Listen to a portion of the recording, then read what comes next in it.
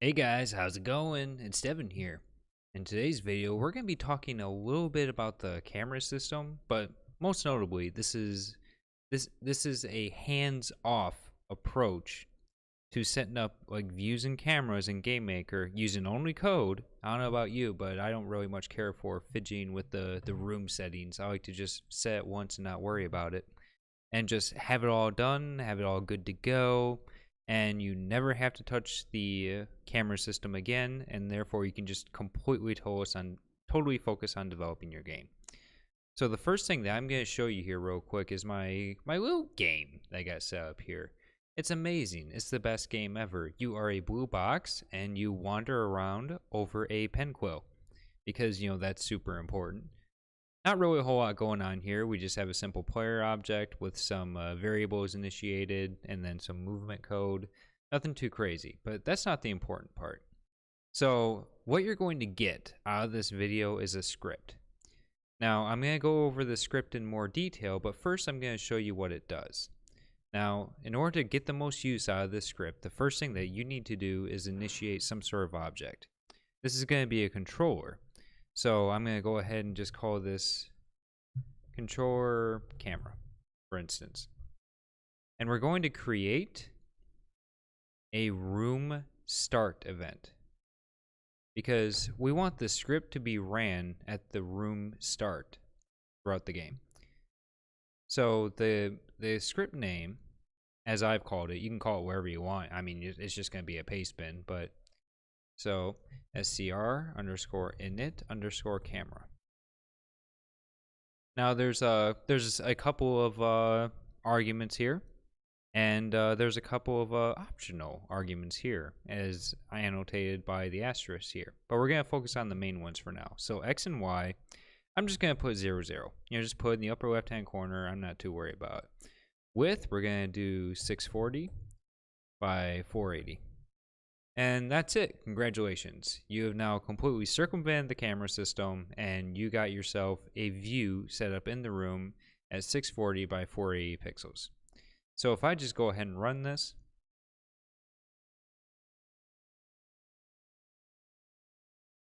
well, it would help if we, yeah, it would, Windows, please.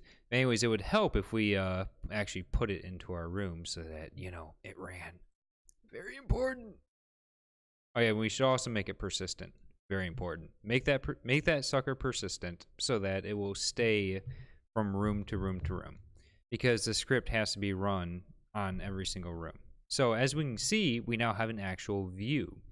We're actually looking into a small bit of the room instead of seeing the entire room at once. Now, as we might notice, however, it's a little bit small. We could definitely scale this thing up a little bit. Well, fortunately, this script here has scale as one of its arguments. So let's go ahead and double that. Just times that by 2. Go ahead and run it. Bam. Look at this. Isn't this so much better? Now we can see that, now as you can see, we can set a specific view size within the room. We can go ahead and say, hey, scale it up this size. And, of course, this will work in full screen as well. But there's just one more little problem. And that problem is, we can wander off screen. Now, if you are a veteran to GameMaker Studio, you know that you can set the cameras or the views to follow an object. So I just go ahead and set this to, the player. Go ahead and hit our play button right there. And bam. So now we can actually wander and the view will follow us. Isn't that amazing? Not really.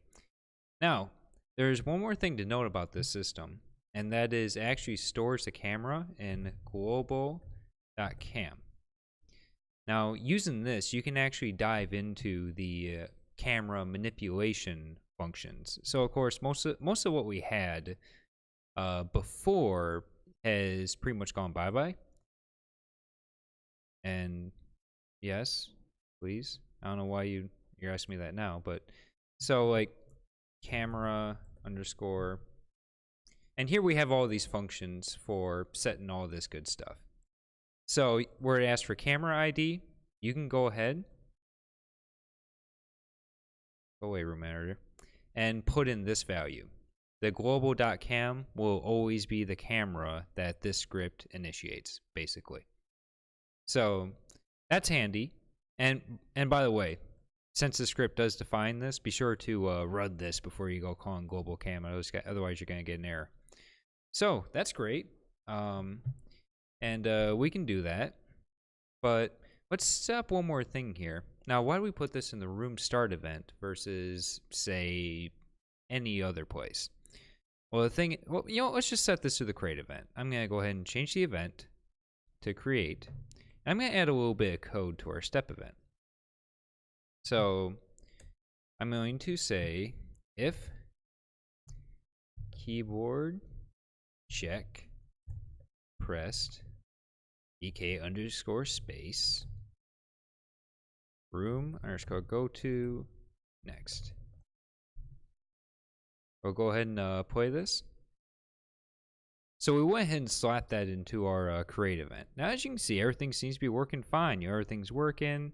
But I go ahead and press space to change rooms. Oh no. Now, everything, yeah, we're just falling back to defaults by this point. We don't have our views anymore. What a pain in the butt. But I'm here to tell you that's okay. Because that's why we have this set to room start. Because this thing has to reset this up in every single room. Or, you could configure all the rooms and mess around with the GUI, which is definitely, good for some, but I'd just rather not to. But so, we set this up for room start. I can just go ahead and press space. Hey, look at that. Everything works. Everything is good in the world. All right, cool. Now, at this point, you can actually dive into the description of this video, head on over to Pastebin, and just grab this script and plop it in your project, and you are pretty much good to go. If you want to know a little bit more, stick around, because I'm going to pretty much go over the script here line by line. It's not particularly long or complex. It's only 50 lines of code, and 12 of them are just literally just comments. So let's just go over this real quick. I'm going to go over it section by section. So first off, we set our variables. So, we set the scale, which obviously is edited right here in our optional variable. We set what object we're going to use, which is nothing by default, and that's an optional variable as well. Then view index is set to 0. So by default, the script uses the index of 0 for the views and all that. You can change this if you want, or if you're like a slick hacker, you could even create your own argument so you can set that yourself. So next, X, Y, view, HView, and then port is just set to what the view and HView is. Really simple stuff. All we've done is declare our variables. Next, we handle our view. So this turns on all the view stuff for the room. So if view is not enabled, it goes ahead and sets view enabled to true. We go ahead and set it to visible, and then we set the ports. And that's really all there is to that. So we get our view set up, we get our port set up, we're good to go.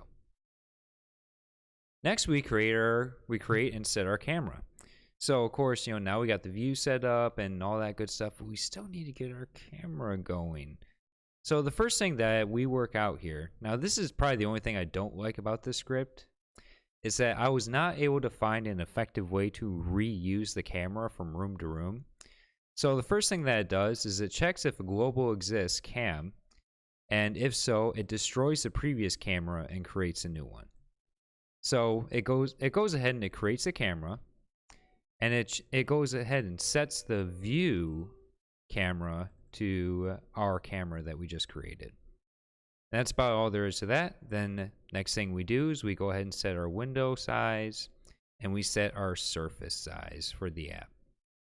And that's about all there is really to this script. It's pretty straightforward, pretty simple to use. It's really hands-off in regards to dealing with the camera system. If the camera system really isn't your thing, I don't know about you, but I don't want to spend 15 hours trying to program the camera. unless I'm trying to do something really special. But I mean, for just putting together a quick little project to just test things out, like, hey, this could actually work. This is something that could be really useful. Plus, if you start getting really fancy and you want to actually adapt your view ratio and dimensions to the screen, you can actually program a bunch of logic before calling this and just pass in variables, and then that's when things will start to get really fancy for you. But anyways, that's really about it. I will like to take a moment though, talk about a couple of resources. So let's see. So one is, and you'll find this in the description. So this gentleman here, or gentlewoman, Madden Michael, I assume that's a man. So this individual here has completely gone over the new camera system. And there's a lot of just really great information here. It's all broken down on how to use it, blah, blah, blah. Like, here's an example for zooming. Goodness, this would have been so useful when I was working on the prayer. But yeah, so really handy, really useful. It's all right here. So if you want, you can go over this. The other thing too, and this actually relates more to this little value right here. So if you are making a pixel art game, this guy here, Ranger X, is like the king of pixel perfect dimensions, or perfectly scaling your game. Just in a nutshell, just make sure this is always an integer and not like 2.2 or something like that. Otherwise, your pixels are going to start to look weird and janky. And he explains why right here. So definitely read this over. It's kind of important to know if you're doing this in that sort of way. The other thing too is Sean Spalding. Love this guy. He's got some good stuff. He actually explains it. He has a video explaining the cameras as well, and it's only 5 minutes. Real quick look. Definitely some good information there. You'll find all this information in the description. Anyways, that's about it, you guys. Hopefully this video has been useful to you. Be sure to leave some comments in the comment section below. Whether you have any questions or whether you'd like to see more. That's another thing too.